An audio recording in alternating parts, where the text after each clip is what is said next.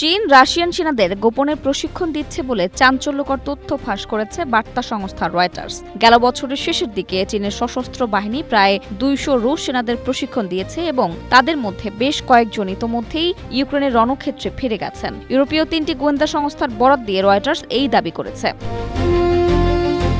রয়টার্সের পর্যালোচনা করা একটি রুশ চীনা দ্বিপাক্ষিক চুক্তিপত্র অনুযায়ী ২০১৫ সালের জুলাই মাসে বেইজিংয়ে দুই দেশের ঊর্ধ্বতন কর্মকর্তাদের মধ্যে এই প্রশিক্ষণ চুক্তি সই হয়। চুক্তিতে বেইজিং এবং পূর্বাঞ্চলীয় শহর নানজিং সহ বিভিন্ন সামরিক ঘাঁটিতে প্রায় ২০০ রুশ সেনাকে ড্রোনের ব্যবহার, ড্রোন বিধ্বংসী ব্যবস্থা, ইলেকট্রনিক ওয়ারফেয়ার এবং সাঁজোয়া পদাতিক বাহিনীর ওপর বিশেষ কৌশলগত প্রশিক্ষণ দেওয়ার কথা উল্লেখ করা হয়েছে। স্ট্রবেরি সুপার ডটেড ও ক্লাসিক ভ্যারিয়েন্ট সেন্সেশন জাগুক শিহরণ। বিনিময়ে শত শত চীনা সেনাদেরও রাশিয়ার সামরিক ঘাঁটিতে প্রশিক্ষণ নেওয়ার কথা ছিল।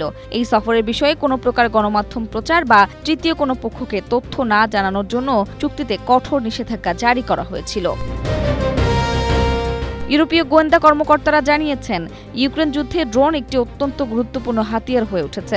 রাশিয়ার রণক্ষেত্রে দীর্ঘ অভিজ্ঞতা সম্পন্ন হলেও ড্রোন প্রযুক্তিতে চীনের বিশাল প্রযুক্তিগত জ্ঞান এবং উন্নত ফ্লাইট সিমুলেটর প্রশিক্ষণ পদ্ধতি রুশ সেনাদের নতুন কৌশল শিখতে বড় সাহায্য করেছে।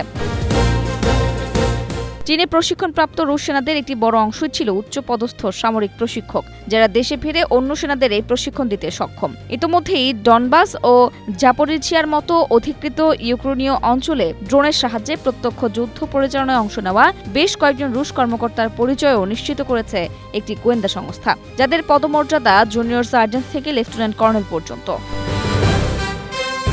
রয়টার্সের হাতে আসা অভ্যন্তরীণ রুশ সামরিক প্রতিবেদন অনুযায়ী প্রশিক্ষণ সেশনগুলোর মধ্যে ৮২ মিলিমিটার মর্টার নিক্ষেপের পাশাপাশি লক্ষ্যবস্তু শনাক্তকরণের জন্য ড্রোনের ব্যবহার, ইলেকট্রনিক ওয়ারফেয়ার রাইফেল দিয়ে শত্রু ড্রোন ভূপাতিত করা এবং নেট ছুড়ে ড্রোন আটকানোর মতো আধুনিক যুদ্ধের কৌশল অন্তর্ভুক্ত ছিল।